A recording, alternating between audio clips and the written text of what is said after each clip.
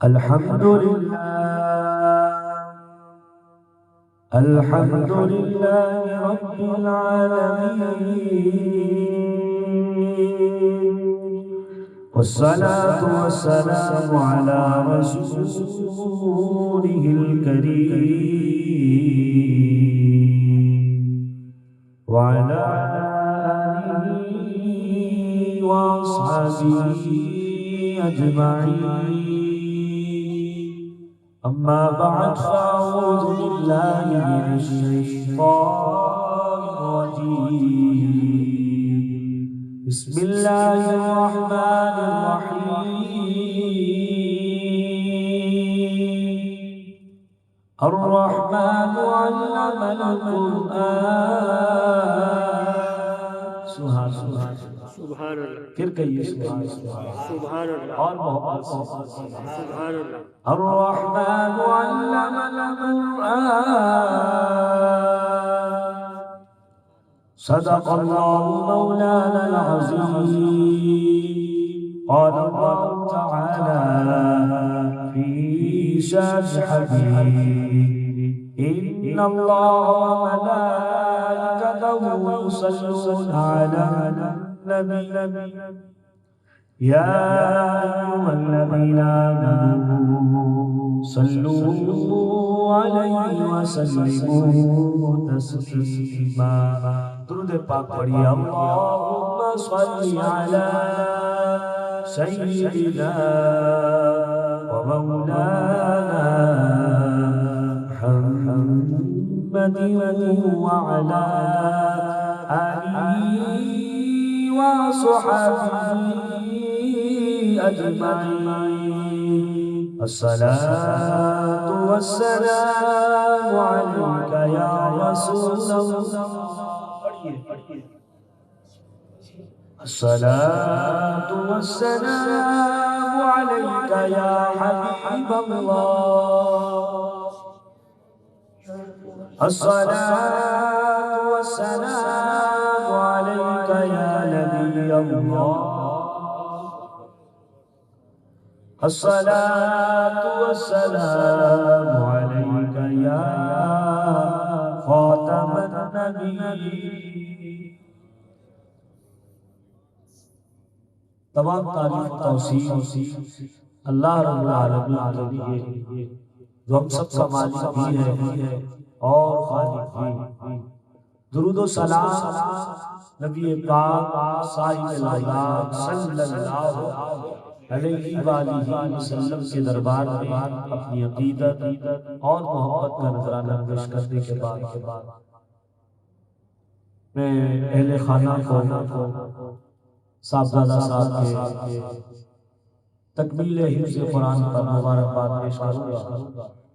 اللہ تبارک و تعالی والد والدہ کو، بھائی بہنوں کو اس عظیم الشان کی عظیم الشان برکتیں نصیب فرمائے.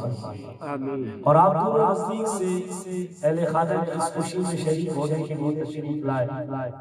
اللہ تعالیٰ قرآن مجید کی برکات سے آپ کے گھروں کو بھی آباد فرمائے اور آپ کی محبتوں میں بھی برکت عطا فرمائے. میں عنوان ویسے یہ سوچ کر آیا تھا کہ عظمت قرآن کے حوالے سے کچھ بات کروں گا، لیکن جب شام ڈھلی تو ذہن میں آیا کہ کیوں نہ قرآن مجید کی شان کو بیان کرنے کے ساتھ ہم اپنے موجودہ حالات سے کچھ باتوں سے آپ کو آگاہ کریں کہ ہم جس ملک میں بیٹھے ہیں اس ملک کو پاکستان کہا جاتا ہے. اس کا ایکو تھوڑا سا کر دیجیے گا. ماشاءاللہ بہت اچھا سلسلہ ہے. اللہ تعالیٰ برکت عطا فرمائے. ماشاءاللہ ہم جس ملک میں بیٹھے ہوئے ہیں اس کا نام کیا ہے؟ اسلامی جمہوریہ. پھر بولیے اسلامی جمہوریہ. مجھے آپ اچھے لگ رہے ہیں، آپ بول رہے ہیں. تھوڑا اور اونچا بولیں گے تو اور اچھا لگے گا. اس ملک کا نام ہے اسلامی جمہوریہ. اس کا نام بتاتا ہے کہ یہ اسلام کے لیے بنا تھا. جو لوگ آج یہ کہہ رہے ہیں کہ قائد اعظم نے اسلام کے لیے تھوڑی بنایا تھا، وہ دراصل اس کے نام کو ہی نہیں سمجھ سکے تو قائد اعظم کے مقصد اور مقام کو کیا سمجھیں گے؟ دنیا کی ہر چیز اپنے افعال و کردار سے بھی پہچانی جاتی ہے اور اپنے نام اور اس کے انتخاب سے بھی پہچانی جاتی ہے۔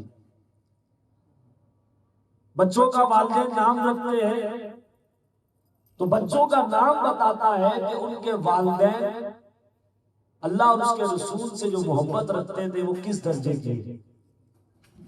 اعلیٰ حضرت امام اہل سنت رحمت اللہ تعالی علیہ، جن کا سفر کے مہینے کے اختتام کے حوالے سے دنیا جانتی ہے کہ 25 سفر کو آپ کا ذکر خیر اس لیے ہوتا ہے کہ ہم کو درود سکھانے والا قبر میں درود پڑھنے پہنچ گیا۔ وہ امام اہل سنت رحمت اللہ تعالی علیہ، وہ عظیم مرد مومن جنہیں ہم محدث بریلی کہتے ہیں، آپ کے ہاں اللہ تعالیٰ نے اولاد عطا فرمائی تو آپ نے اپنی بیٹیوں کا نام رکھا محمدی بیگم، مصطفی بیگم۔ بولیے سبحان اللہ۔ یہ کس بات کا پتہ دے رہی ہے؟ یہ باتیں اس بات کی خبر دے رہی ہیں ان کے دل میں جو محبت تھی اس کا لیول کتنا عمدہ تھا۔ ہم جن بزرگوں سے پیار کرتے ہیں، ہم جن سے عقیدت اور احترام رکھتے ہیں، ان کے دلوں میں حضور کا پیار اتنا تھا کہ انہوں نے ہم کو بھی حضور کا دیوانہ بنا دیا۔ تو نام انسان کو بتاتے ہیں کہ جناب سامنے والے کی پہچان کیا ہے، اور ہمارے ملک کا نام ہے اسلامی جمہوریہ پاکستان۔ تو اب کوئی یہ سوال تو ہم سے کرے بھی نہ، اور کرے گا تو پھر پٹے گا بھی کہ یہ اسلام کے لیے نہیں بنا تھا، تیرے باپ کے لیے بنا تھا۔ سبحان اللہ۔ ہندوستان میں ہمیں کس بات کی پریشانی تھی؟ آپ کے آباء و اجداد، ہمارے آباء و اجداد، اس پورے ملک کے چپے چپے پہ پھیلے ہوئے مسلمان ہندوستان کی سرزمین کیوں چھوڑ کے آئے؟ کیا وہاں روٹی نہیں ملتی تھی یا پانی کی کمی تھی؟ وہاں کھانے کے لیے کوئی سامان نہیں ملتا تھا؟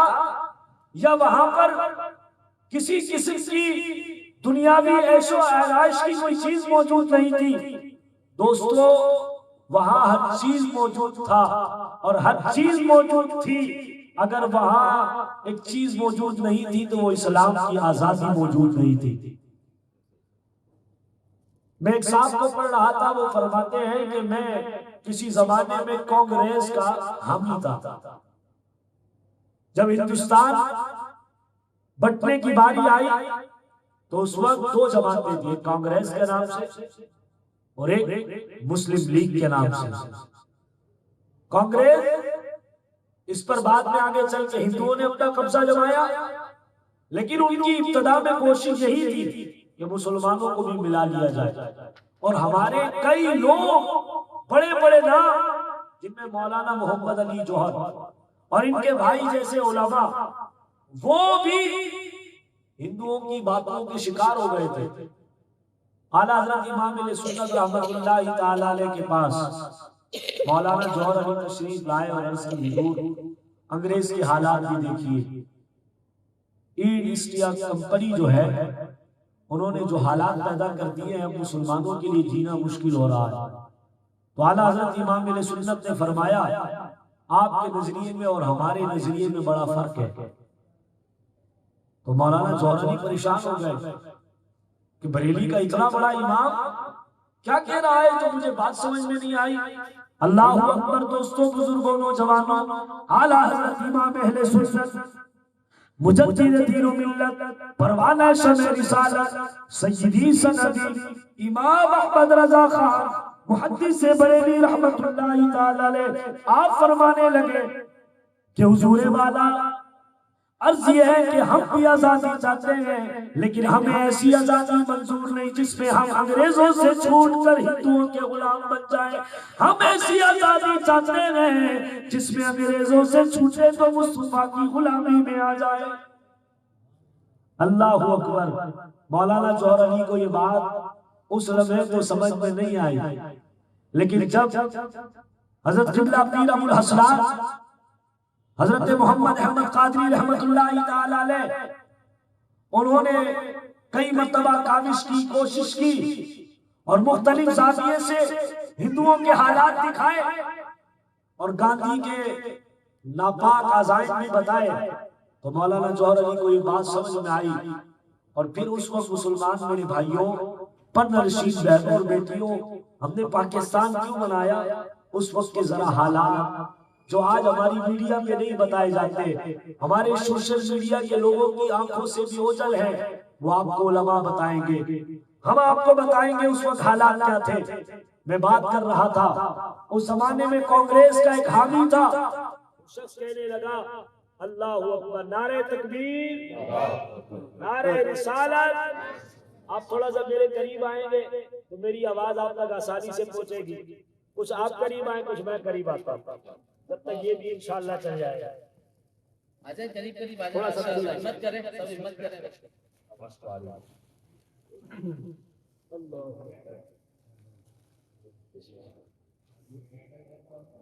ہماری بات کیا چل رہی ہے؟ ہم نے ہندوستان سے پاکستان، بولیے کیوں بنایا؟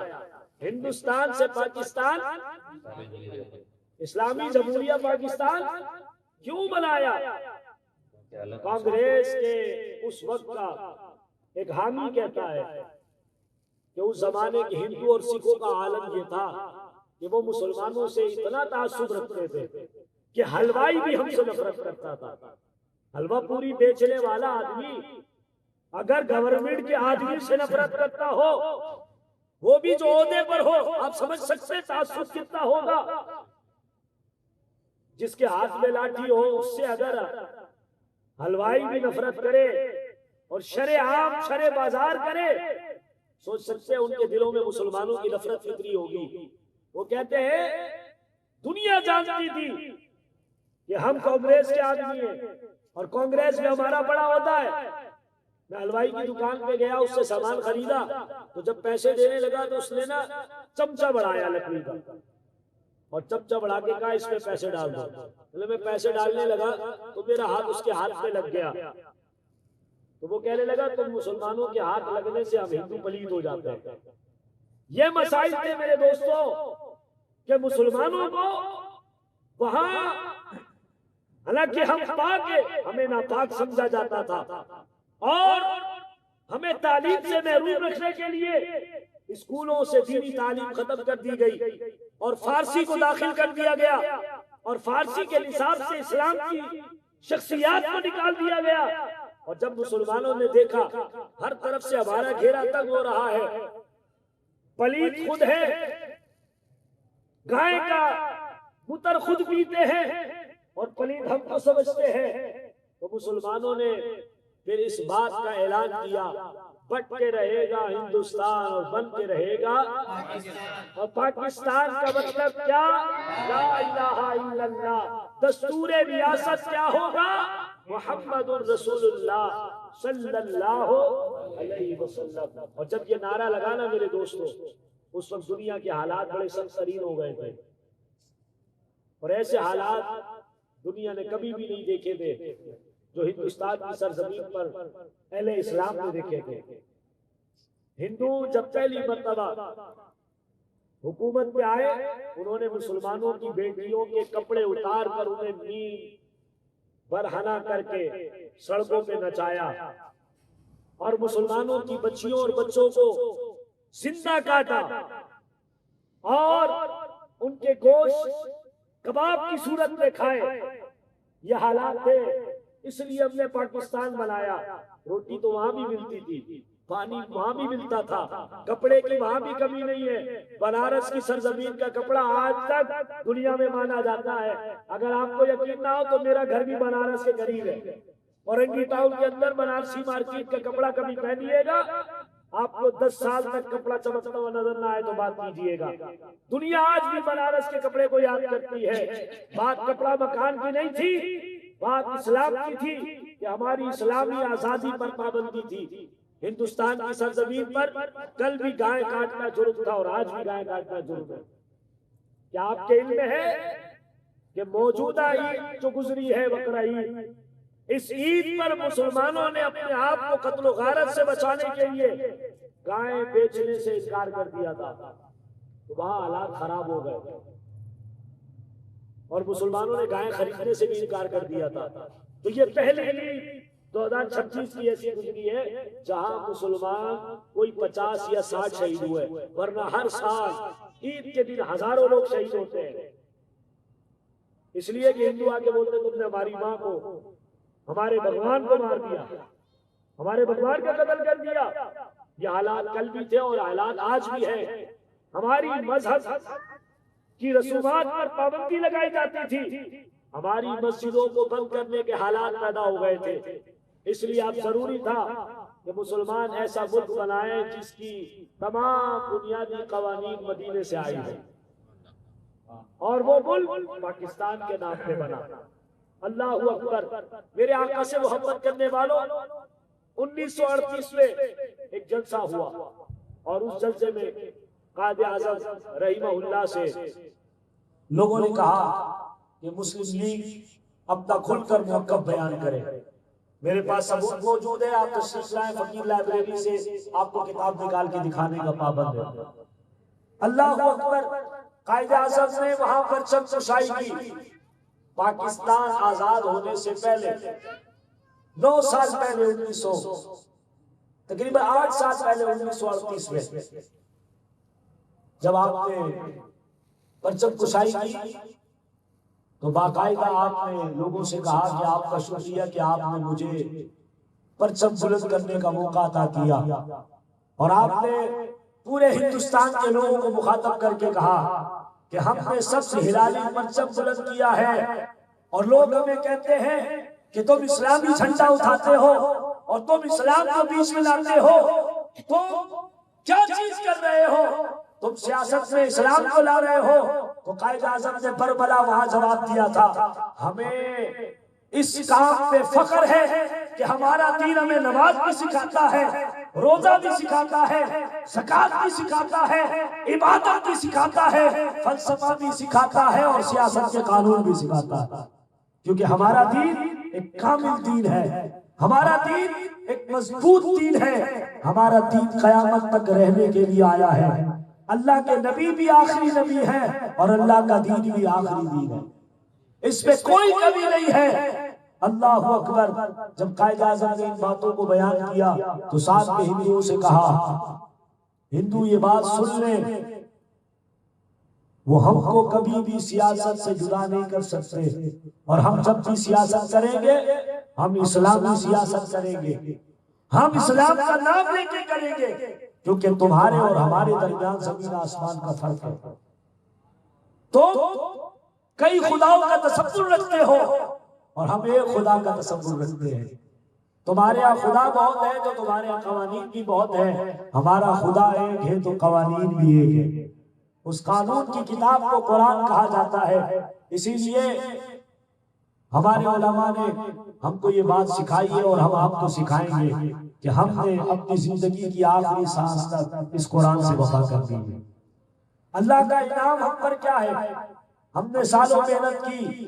ہمارے پاک پروردگار نے جب ہمیں پاکستان عطا فرمایا تو رات وہ تھی جس رات اللہ نے اپنے محبوب کو قرآن عطا فرمایا. 27 رمضان کی مبارک رات ہے اور نزول قرآن کی رات ہے. اس بابر کا رات میں اللہ نے اپنے محبوب علیہ السلام کی امت کو پاکستان عطا فرمایا.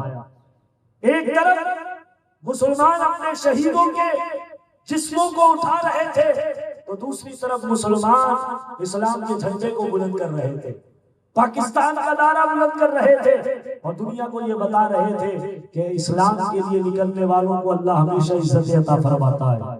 برادران اسلام، اس ملک کے اندر نظام اسلام آئے گا. علامہ شاہ صدیقی صدیقی رحمہ اللہ فرمایا کرتے تھے یہ صدی غلبہ اسلام کی صدی ہے، اور ہمارے بزرگوں کی کلمات دنیا نے دیکھا ہے، اللہ اس کی تاثیر عطا فرماتا ہے. کسی نے پیر جماعت علی شاہ صاحب کے پاس جاتے ہوئے قائد اعظم کو دیکھا تو پوچھا، حضور والا آپ ان پیروں فقیروں کے پاس کیا کرنے گئے؟ تو آپ نے واپسی میں کہا کہ میں پیر جماعت علی شاہ صاحب سے محبت کرتا ہوں اور میں ان سے دعا کرانے گیا تھا کہ اللہ رکاوٹوں کو دور فرما دے، اور مجھے امید ہے کہ حضرت نے دعا دی ہے یہ پاکستان بن کے رہے گا. اللہ اکبر. اس وطن میں اولیاء کی جماعت کا بڑا کردار ہے. یہ وطن بنایا بھی اولیاء کی جماعت نے ہے اور اسے انشاءاللہ قیامت تک آباد رکھنے کے لیے اولیاء کی جماعت اپنی کردار ادا کرتی رہی. حضرت سید ابو الحسنات حضرت قبلہ محمد احمد قادری رحمہ اللہ، آپ نے آزادی پاکستان سے 1 سال پہلے اجمیر شریف میں ایک جلسہ تھا. اجمیر کی زمین کو جانتے ہیں جہاں حضور خواجہ معین الدین چشتی سجدی اجمیری آرام فرمائے. یہ وہ خواجہ ہے جو داتا صاحب کے مزار میں بھی تشریف لائے تھے. یہ وہ خواجہ ہے جنہوں نے داتا صاحب کے بارے میں کہا گنج بخش فیض عالم مظہر نور خدا ناقصارا پیر کامل کاملا رہنما. حضور خواجہ معین الدین چشتی اجمیری رحمت اللہ تعالی نے اجمیر میں آرام فرمائے اور اجمیر شریف میں ایک عظیم الشان کانفرنس ہوئی جس میں اکابر علماء اہل سنت نے وہاں صدارت کی. قائد اعظم موجود تھے. اس میں حضرت قبلہ پیر ابو الحسنات رحمہ اللہ نے ارشاد فرمایا تھا اے سنی مسلمانوں، گنبد خضرا کے نام پر بنے ہوئے جھنڈے کے نیچے جمع ہو جاؤ. اس پرچم کی ہریالی ہمیں گنبد خضرا کی یاد دلاتی ہے اور اس کا چاند اور اس کا ستارہ ہمیں بدر کے میدان کی یاد دلاتی ہے. کیونکہ بدر کے میدان میں حضرت صدیق اکبر بھی ہے، فاروق اعظم بھی ہے، عثمان غنی بھی ہے، مولا علی بھی ہے. اور ایک شاعر کہتے ہیں ایک سمت علی ایک سمت عمر صدیق ادھر عثمان ادھر، ان جگمگ جگمگ تاروں میں، ان جگمگ جگمگ تاروں میں سرکار کا علم کیا ہوگا. اللہم صلی علی سیدنا و مولانا. اللہ حضور کے صدقے ہمیں ایمان کی سلامتی والی برکتیں عطا فرمائے. آج بھی آپ اس جھنڈے کو دیکھیں گے تو آپ کو مدینے کی یاد آ جائے گی. اس کی ہریالی گنبد خضرا کی یاد دلاتی ہے اور اس کا چاند اور ستارہ اسلام کی پہلی جنگ کی یاد دلاتا ہے. اور یہ ہمیں بتاتا ہے کہ قیامت تک جہاد باقی رہے گا. کافروں سے لڑتے رہنا پڑے گا، منافقوں کا بھی تعاقب کرنا ہوگا، اسلام کے پہرہ دار بننا ہوگا، عظمت مصطفیٰ کا تحفظ کرنا ہوگا، عظمت قرآن کا تحفظ کرنا ہوگا، عظمت اہل بیت کا تحفظ کرنا ہوگا. یہی اس ملک کو بنانے کا اصل مقصد تھا. ہندوستان کی سرزمین پر جو اصل رکاوٹ تھی، کوئی بھی شخص اٹھ کر حضور کی شان کو گستاخی کر دیتا، کوئی بھی شخص حضور کے اہل بیت کے بارے میں گھٹیا جملے کہہ دیتا، کوئی بھی شخص اٹھاتا اور ان کے قرآن کو جلانے کی ناپاک سازش کرنا شروع کر دیتا، کوئی بھی شخص اٹھتا صحابہ اور اہل بیت کے خلاف بکواس شروع کر دیتا. اسلام کے چاہنے والوں نے پاکستان اس لیے بنایا کہ ایک وطن ہوگا جس کا نام اسلامی جمہوریہ پاکستان ہوگا اور اس پاک سرزمین پر ہم قرآن کی عزت بھی کریں گے، ہم اسلام کی عزت بھی کریں گے، حضور کی عزت و ناموس پہ بھی مریں گے، ہم اہل بیت اور صحابہ کی عزت کریں گے اور اپنی نسلوں کو سکھائیں گے. جب ہمارے اپنے ملک کے اندر ہمارے دین کا نظام ہوگا تو پھر سے انشاءاللہ پوری دنیا میں مسلمانوں کی وجہ سے انسانوں کو سکون میسر ہوگا.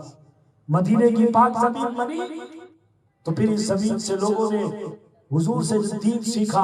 ان سیکھنے والوں نے قیصر و کسریٰ کو فتح کیا، ان سیکھنے والوں نے دنیا کے بڑے بڑے ممالک کو فتح کیا، ان سیکھنے والوں نے ابو موسیٰ جیسا نام بھی آتا ہے، ان سیکھنے والوں میں طارق بن زیاد کا نام بھی آتا ہے، ان سیکھنے والوں میں ایک بڑے عظیم الشان ہستی کا نام بھی آتا ہے جس نے صرف اس لیے ایک ملک سے دوسرے ملک کی طرف ہجرت کی. کسی نے اسے کہا تھا کہ بادشاہ ان کے گھر کی بچیوں کی عزت لوٹ لیتا ہے. اس نے کہا جب تک ہم مسلمان زندہ ہیں، تم عیسائی بھی ہو تو کیا ہوا، ہم تمہاری بیٹیوں کی عزت کے محافظ بنے رہے. یہ دین کی برکت ہے دوستو، یہ قرآن اور سنت کی برکت ہے. اس ملک میں اسلام کا نظام لانے کے لیے اپنی جگہ پر محنت کرے. اللہ رب العالمین نے جس رات ہم کو قرآن عطا کیا اسی رات ہم کو پاکستان بھی عطا کیا، تاکہ دنیا والے اس بات کو سمجھے قرآن تمہیں عطا کیا اور قرآن پہ عمل کرنے کے لیے پاکستان عطا کیا ہے۔ میں آج بچوں کو ایک بات سمجھا رہا تھا، کاش کہ میں آپ کو بھی سمجھانے میں کامیاب ہو سکوں، اور میرا ارادہ ہے میں جمعے میں بھی یہ بات لوگوں کو سمجھاؤں گا۔ دعا کریں اللہ مجھے سمجھانے میں کامیابی عطا فرما دے۔ کبھی غور کیا یہ یوم آزادی ہے کیا؟ کیا یہ یوم آزادی؟ پوری قوم گانے بجا رہی ہے، پوری قوم باجے بجا رہی ہے۔ میرے نوجوان دوست آج کی رات تیاریاں کر رہے ہیں کہ سیلنسر کتنے بجے نکالنا۔ کل ہماری بیٹیاں گھر سے نیب برانہ لباس پہن کے نکلیں گی، اس کی تیاری ہو رہی ہے۔ ان سے پوچھیں کس بات کی آزادی منا رہے ہیں؟ تمہیں کس چیز سے آزادی ملی تھی اور تم کرنے کیا جا رہے ہو؟ تمہیں اسلام دشمنوں سے آزادی ملی تھی اور تم پھر دشمنوں کے رستے سے جا رہے ہو۔ تمہارے باپ دادا کٹے تھے اسلام کے لیے، وطن لینے کے لیے۔ کسی کی ماں کٹ گئی، کسی کا بابا شہید ہوا، کسی کے دادا کے ٹکڑے کر دیے گئے، کسی کی نانی کے ٹکڑے کر دیے گئے، کسی کے بچوں کو قتل کر دیا گیا۔ ماؤں کے سامنے ان کے بچوں کے ٹکڑے کیے گئے، ماؤں کے سامنے ان کی جوان بیٹیوں کی عزت توڑی گئی، جوان بھائی کے سامنے اس کی بہن کی عزت لوٹی گئی۔ کہا جاتا تھا پاکستان میں جانے کا نعرہ چھوڑ دو ہم تمہیں چھوڑ دیں گے، لوگ کہتے تھے سب کچھ قربان کریں گے پر پاکستان کا نام لینا نہیں چھوڑیں گے۔ سوچو ان حالات میں کیا ناچنا گانا محلوں میں شور مچانا یہ بنتا ہے؟ تمہارے باپ کے ساتھ ظلم ہو اور اس کی سالانہ برسی پر یہ کام کرنا بنتا ہے؟ غور کرنا میرے دوستوں، ہم سب کے آباء و اجداد کہتے ہیں۔ میرے دادا مجھے کہتے تھے مولانا میں صرف اپنی 3 بہنوں کو لے کر پاکستان پہنچا، مولانا میں اپنے پورے قبیلے کے ساتھ نکلا تھا۔ ہمارے بڑوں نے ہمیں بیل گاڑی میں رکھا اور اوپر سے رضائی ڈالی، اور رضائی ڈالنے کے بعد نہ جانے کیسے کیسے لکڑیوں کے سامان بنا کر ہمیں بچایا۔ فرمایا ہمیں وہ چیزیں نہیں بھولتی مولانا، جب ہم سفر کر رہے ہوتے تھے اور حملہ کرنے کے لیے کہیں سے سکھ آتے تھے تو کہیں سے ہندو آتے تھے، کبھی کبھی وہ باتیں چھیڑا کرتے تھے، میں حیران و پریشان ہوتا تھا وہ کہ کس طریقے سے بات کرتے ہوئے آپ دیدہ ہو جاتے۔ میں خاتون سے ملا، ایک جگہ تقریر کرنے گیا تو خاتون نے پیغام بھجوایا کہ مفتی صاحب سے کہیے گا مجھ سے ملاقات کر کے جائے۔ میں حاضر ہوا، خاتون فرمانے لگی بیٹے آپ میرے پوتے سے بھی چھوٹے ہو، میرے پوتے بھی آپ کی عمر سے بڑے ہیں، لیکن آج آپ نے بات چھیڑ دی تھی شہدائے پاکستان کی، تو میں آپ کو ایک بات بتانا چاہتی ہوں۔ میں نے کہا اپنی صاحبہ ضرور بتائیے، کیا بتانا چاہتی ہیں؟ ہو سکتا ہے میں اپنے بھائیوں کو کچھ سکھا سکوں۔ کہا اس شخص کو دیکھنا چاہو گے جو اپنے خاندان میں اکیلا 4 سال کی عمر میں اس ملک میں پہنچا تھا؟ میں نے کہا میں ضرور دیکھنا چاہوں گا۔ کہا مجھے دیکھ لو، میں وہ خاتون ہوں جس کی ماں نے اسے بچانے کے لیے جب ہندوؤں نے ٹرین روک کر حملہ کیا تھا تو ایک اٹیچی کو باہر نکالا، ٹرین کے ڈبے کے اندر سیٹ کے نیچے جو جگہ ہوتی ہے، کہا مجھے اس میں دھکا دے کے میری ماں نے پھر اٹیچی رکھی اور کپڑا ڈال دیا۔ کہا آج وہ نہیں ہے، وہ پرانے دور میں لوہے کی ہوا کرتی تھی۔ کہا میں 4 سال کی تھی، میں جب کراچی اسٹیشن سے اتری تھی مولانا میرا کوئی بھی نہیں تھا، مجھے ایک صاحب لے گئے تھے اپنے گھر اور بیٹی بنا کر ہمیشہ پالا۔ مجھے ماں کی شکل یاد ہے اور وہ وقت بھی یاد ہے جب ظلم ہوا تھا۔ میرے دوستوں اس وطن کو بنانے کے لیے پوری ٹرینیں کٹی ہیں، ہزاروں افرادوں نے شہادت کا جام نوش کیا ہے۔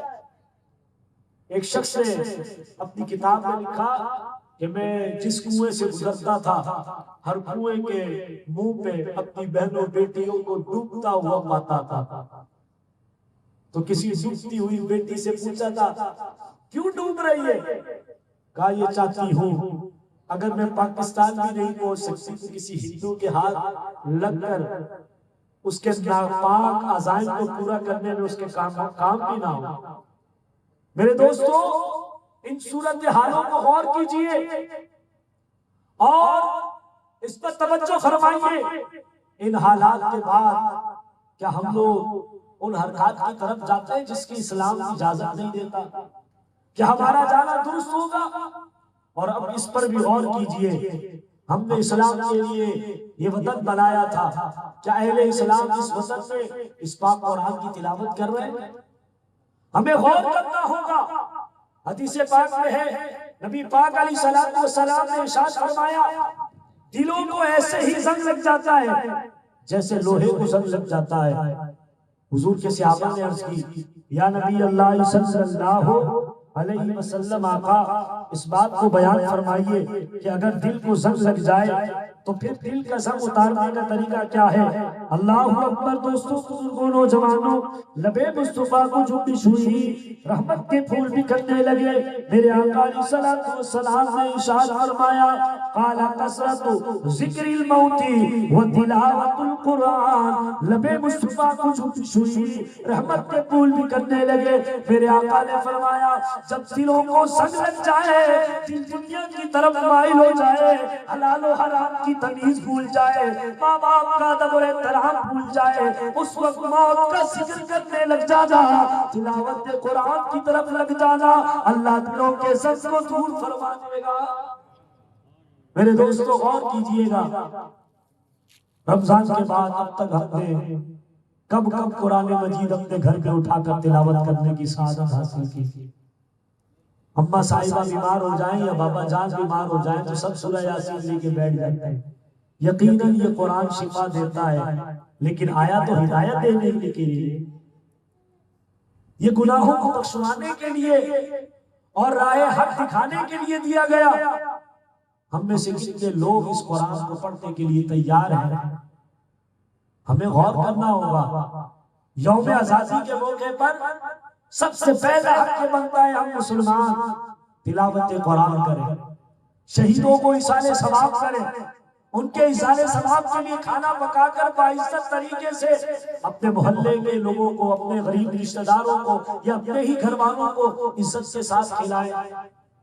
کیا آج ہمارے ہاں یوم آزادی کے اس خوبصورت موقع پر کیا صدقہ خیرات کرنے کا کوئی ماحول ہے؟ ہمارے ہاں تو جھنڈے کا احترام بھی ختم ہو گیا، جھنڈے کا رنگ ہی بدل دیا گیا. آج جو جھنڈیاں چھپ رہی ہیں بچوں کے ہاتھوں میں آ رہی ہیں، آپ کیا سمجھتے ہیں اس کام سے بچوں کے دلوں میں اس جھنڈے کی عزت بڑھ رہی ہے؟ میں نے حاجی صاحب سے گزارش کی کہ ہم مدرسے کی بچیوں سے کہیں گے وہ جھنڈیاں لیں اور مدرسے میں خود لگائیں تاکہ ان کے دلوں میں اس وطن کی بھی محبت آئے اور دین کی محبت بھی آئے اور انہیں بتایا جائے کہ حقیقت کیا ہے، اسلام ہم کو کیا سکھاتا ہے اور دنیا ہم کو کہاں لے کے جا رہی ہے. آپ کو اپنی اولاد کو خود وقت دینا ہوگا. اپنے بچے کو 14 اگست کے دن گھر میں لے کر بیٹھے بولے بیٹا آؤ شہیدوں کے ایصال ثواب کے لیے قرآن پڑھتے ہیں، آپ اپنے گھر میں اچھا کھانا پکائیں، اپنے غریب محلے داروں کو خود جا کر پہنچائیں اور انہیں کہیں دعا کرو اللہ شہیدوں کا صدقہ اس وطن کو صبح قیامت تک آباد رکھے. یوم آزادی پر یہ کرنے والے کام ہیں.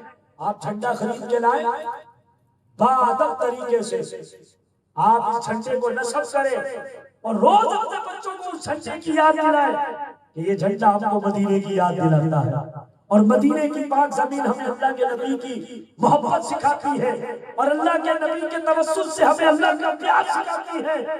یہ بات اپنے بچوں کو سبق میں پڑھائیں.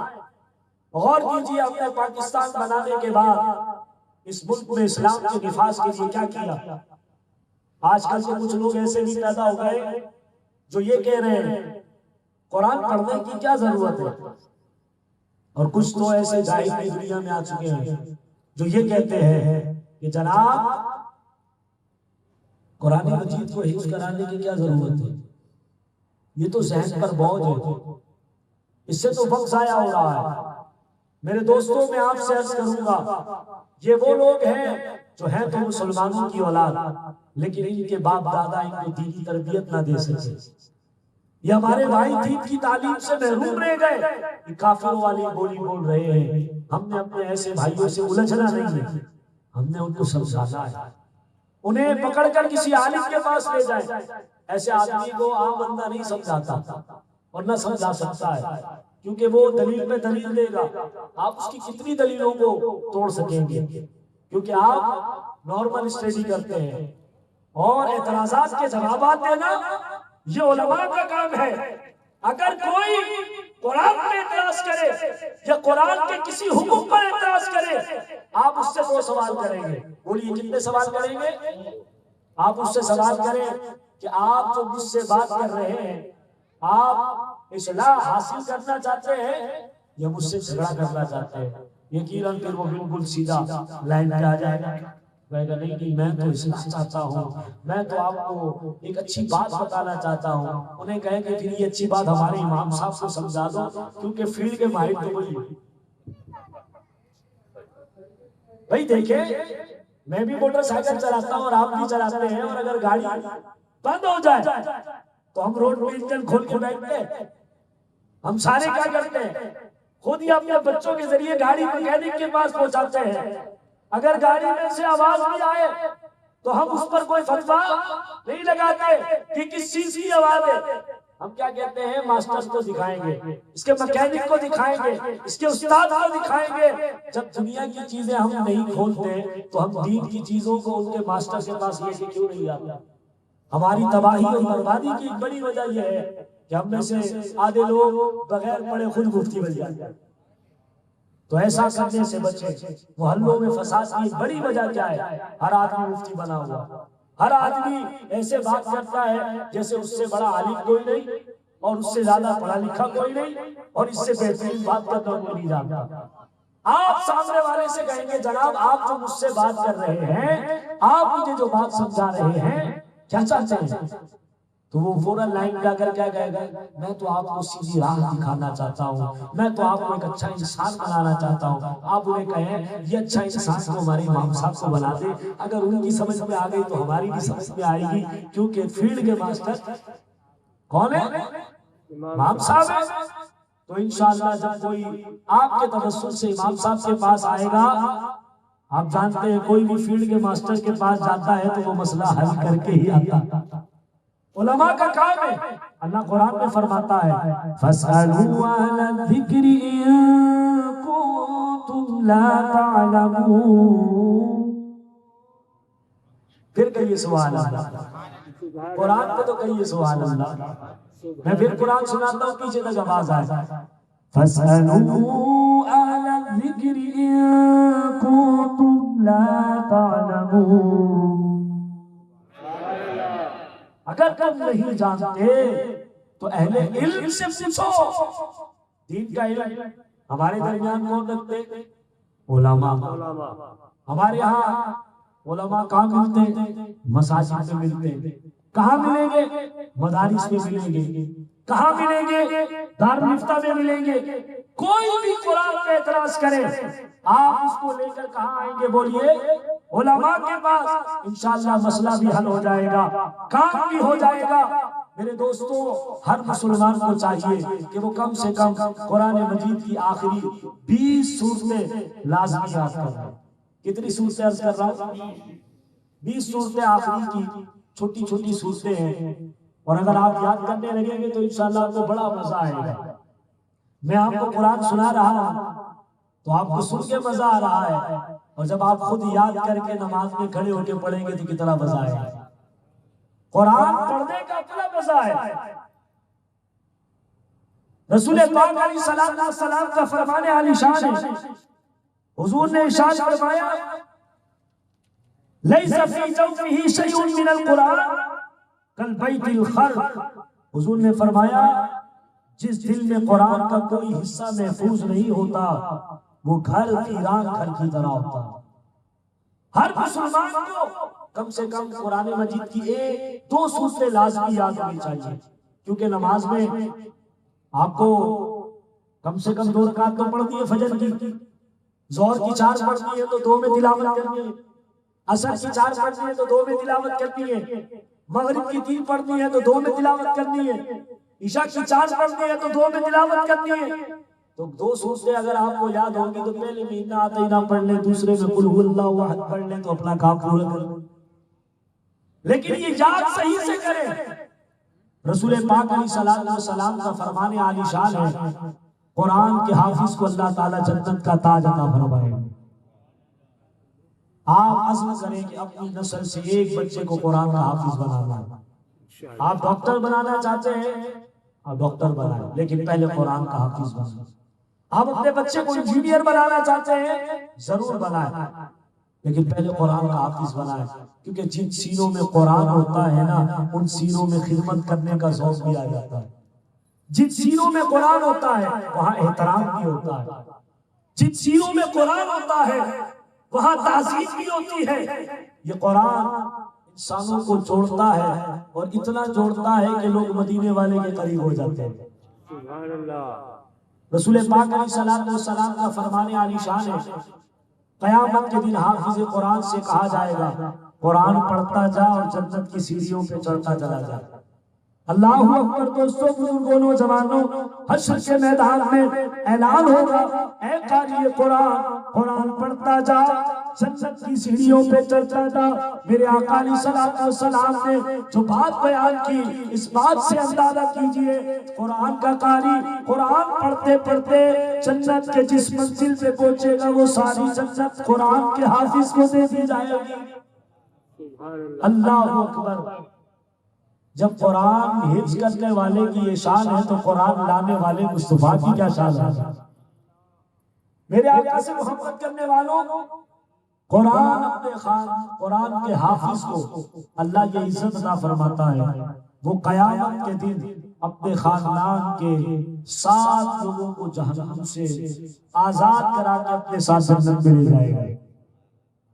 میں آپ کو مشورہ دوں گا، آپ قرآن نہیں پڑھ سکے، جہاں بھی رہتے ہیں وہاں اپنے محلے کے امام صاحب سے گزارش کریں، امام صاحب نے قرآن پڑھا، وہاں کے مؤذن صاحب سے گزارش کریں۔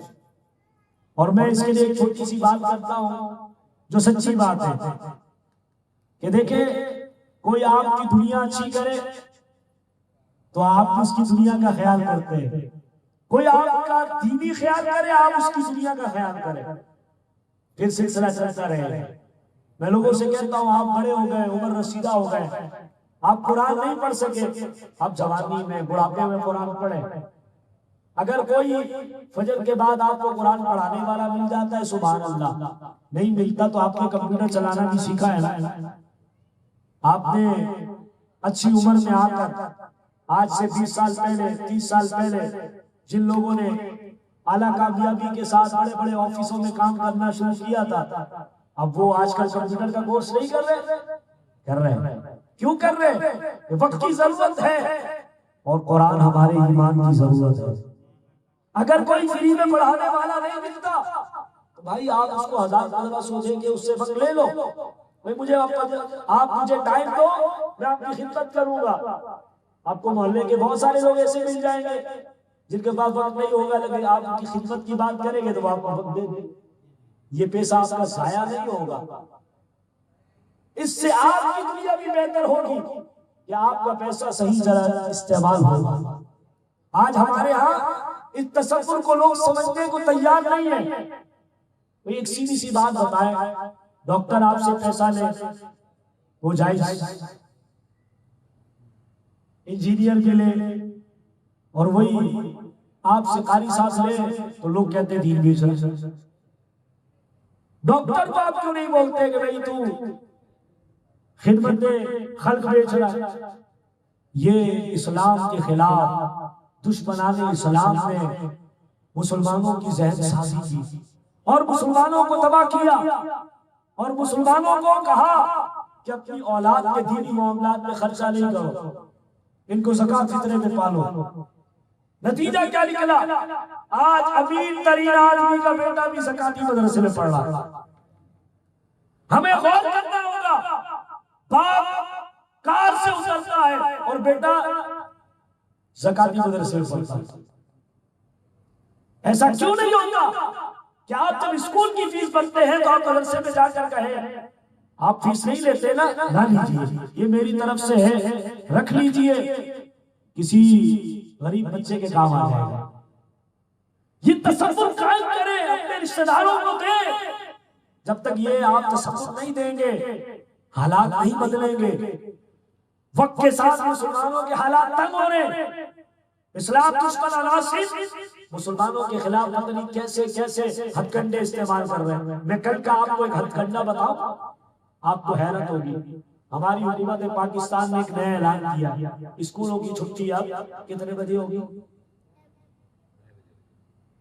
2:30 بجے ہوگی.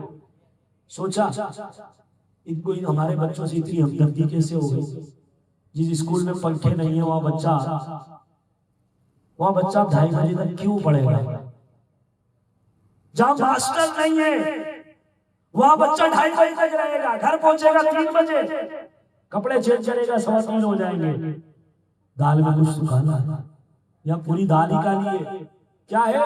مدارس کا وقت 2 بجے سے شروع ہوتا ہے اور 4 بجے ختم ہو جاتا ہے.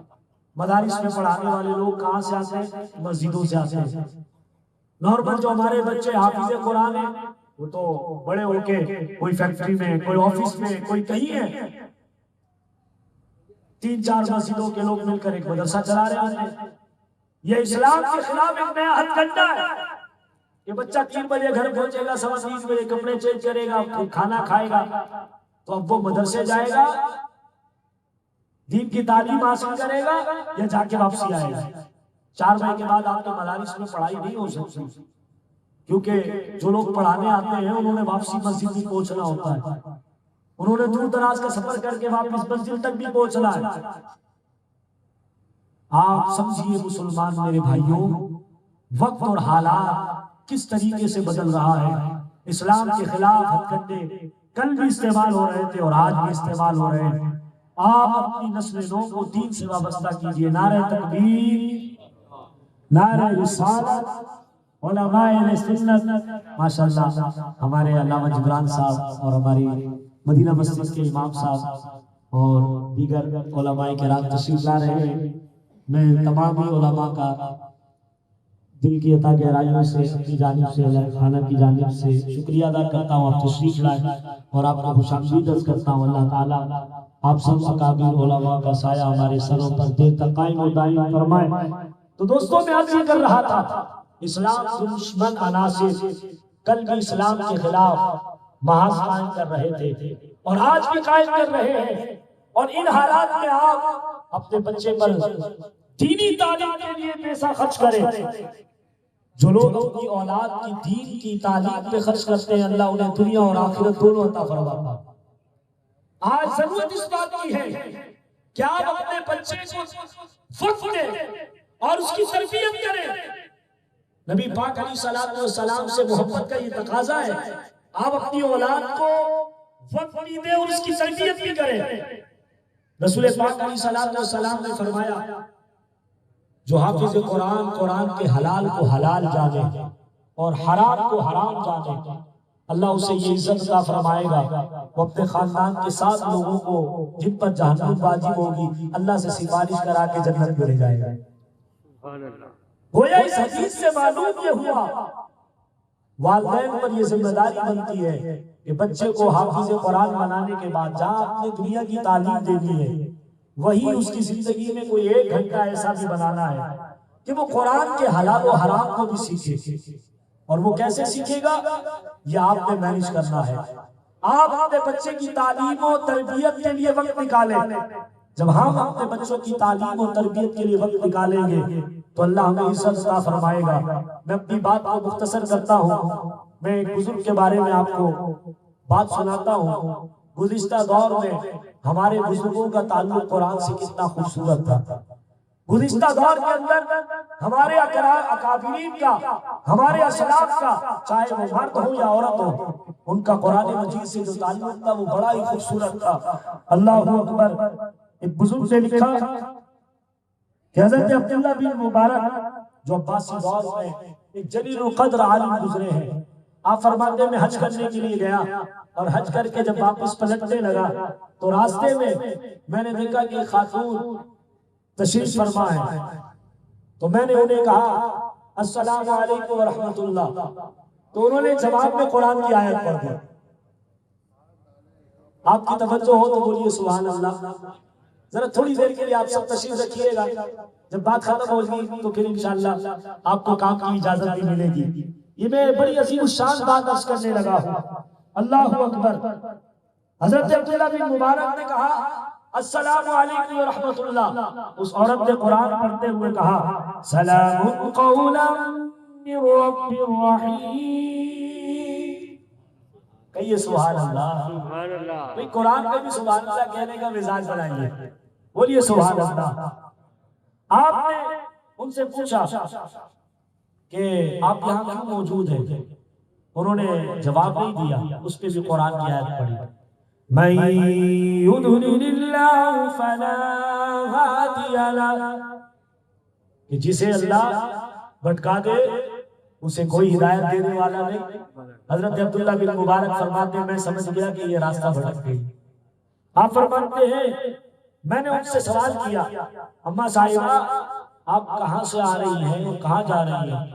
انہوں نے وہاں بھی کوئی جواب نہیں دیا، وہاں بھی قرآن سنا اور پڑھنے لگی سبحان الذی اسری بعبدہ لیلا من المسجد الحرام الى المسجد الاقصى،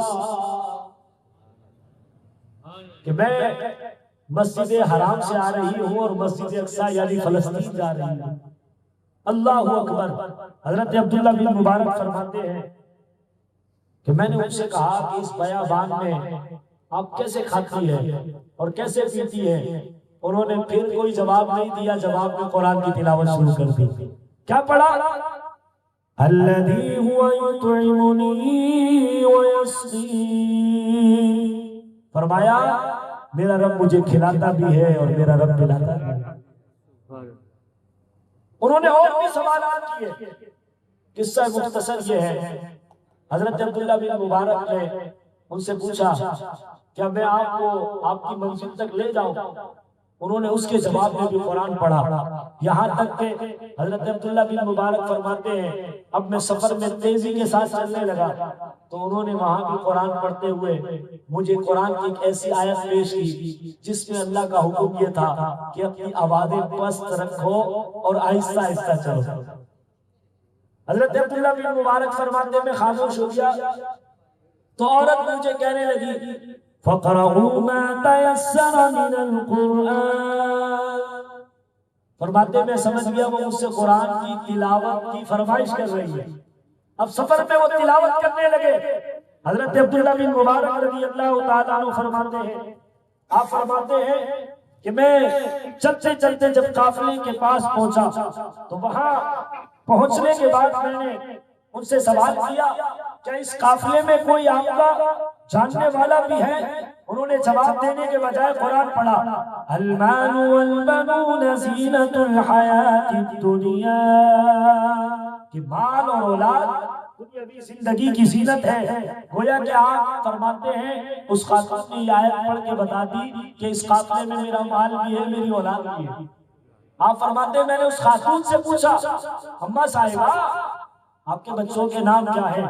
تو انہوں نے قرآن پڑھتے ہوئے کہا وَاتَّخَذَ اللَّهُ إِبْرَاهِيمَ خَلِيلًا وَكَلَّمَ اللَّهُ مُوسَى تَكْلِيمًا يَا يَحْيَىٰ خُذِ الْكِتَابَ بِقُوَّةٍ۔ تین ایسی آیات کی تلاوت کی جس میں تین نبیوں کے نام آئے۔ حضرت عبداللہ بن مبارک فرماتے ہیں میں آیات سنتا گیا، انبیاء کے نام یاد کرتا گیا اور جا کر میں نے قافلے میں آواز لگائی کہ موسیٰ نامی جو صاحب ہو وہ باہر تشریف لے آئے، یحییٰ نامی جو صاحب ہو وہ باہر تشریف لے آئے، ابراہیم نامی جو صاحب ہو وہ باہر تشریف لے آئے۔ پتہ چلا وہ اس قافلے کے سالار تھے اور وہ اس خاتون کے بیٹے تھے۔ جب وہ بیٹے آئے تو خاتون نے اپنے بیٹوں سے بھی بات کی کہ ان کے سامنے بھی قرآن پڑھنا شروع کر دی۔ اور قرآن کی کون سی آیت پڑھ گئی؟ کہا فابعثوا أحدكم بورقكم هذه إلى المدينة فلينظر أيها أزكى طعاما فليأتكم برزق منه. اللہ اکبر. اس آیت مبارکہ میں اللہ نے کھانے پینے کے حوالے سے معلومات عطا فرمائی ہے. تو اس عورت نے اس آیت کے ذریعے اپنے بچوں کو پیغام دیا ایک بچہ جائے اور کھانے پینے کی کوئی چیز لا کر ہمارے محسن کی مہمان نوازی کرے. جب یہ سارے معاملات ہوتے رہے اور حضرت عبداللہ بن مبارک جانے لگے تو آپ نے اس خاتون کے بچوں سے پوچھا آپ کی اپنی بڑا کمال کا قرآن پڑھتی ہے، یہ بتائیے یہ قرآن انہوں نے کہاں سے سیکھا ہے؟ تو وہ نوجوان کہنے لگے ہماری ماں 40 سال سے ایسے ہی قرآن پڑھتی ہے. 40 سال سے قرآن پڑھ رہی ہے اور 40 سال ہم نے ایسے دیکھے ہیں امی صاحبہ سے جب بھی بات کی جائے وہ بات سمجھانے کے لیے بھی قرآن پڑھتی ہے. میرے دوستوں، بزرگوں، نوجوانوں، پردہ نشین ماؤں، بہنوں، بیٹیوں، ہمارے اکابرین کا ایک وقت یہ بھی گزرا ہے وہ ہر بات کا جواب بھی قرآن سے ڈھونڈ کر لے آتے تھے اور ہر بات کو سمجھانے کے لیے بھی قرآن کی آیت لے آتے تھے. اس کا اصل سبب کیا تھا؟ انہیں فہم قرآن حاصل تھا. انہوں نے قرآن کو حفظ کیا. حفظ کرنے کے بعد اسے سمجھنے کے لیے کسی استاد کی خدمت میں حاضر ہوئے اور ان سے اس انداز سے علم حاصل کیا کہ وہ ذہن سے دل پہ نقش ہو گیا اور زندگی بھر انہوں نے قرآن سے وفا کی. اللہ سے دعا ہے اللہ مجھے اور آپ کو قرآن مجید سے محبت عطا فرمائے اور قرآن سے پیار عطا فرمائے. کم سے کم اپنے گھر میں روز کی بنیاد پر ایک رکوع قرآن مجید فرقان حمید کی تلاوت کے لیے روزانہ وقت بنائے کہ ہم نے تلاوت کرنی ہے. میں دوستوں سے اکثر یہ بات کہا کرتا ہوں آپ نے اپنے بچوں کو قرآن تو پڑھا دیا، سنے گا کون؟ رسول پاک علیہ السلام جناب جبریل امین کو قرآن سناتے بھی تھے اور قرآن سنتے بھی تھے. حضور کی سنت کے مطابق کبھی اپنے بچوں کو قرآن سنائیے اور کبھی بچوں سے قرآن سنیے اس امید پر کہ اللہ ہمیں دنیا اور آخرت میں عزت کا تاج عطا فرمائے. میں ان اشعار پر اپنی بات کو ختم کر رہا ہوں اور علماء تشریف فرمائیں. میں ان کی خدمت میں مائک پیش کروں گا اس امید پر کہ اللہ ہمیں قرآن کی تلاوت کی توفیق عطا فرمائے. ایمان پہ دے موت مدینے کی گلی میں مدفن میرا سرکار کے قدموں میں بنا دے. آمین بجاہ نبی الامین و مالنا.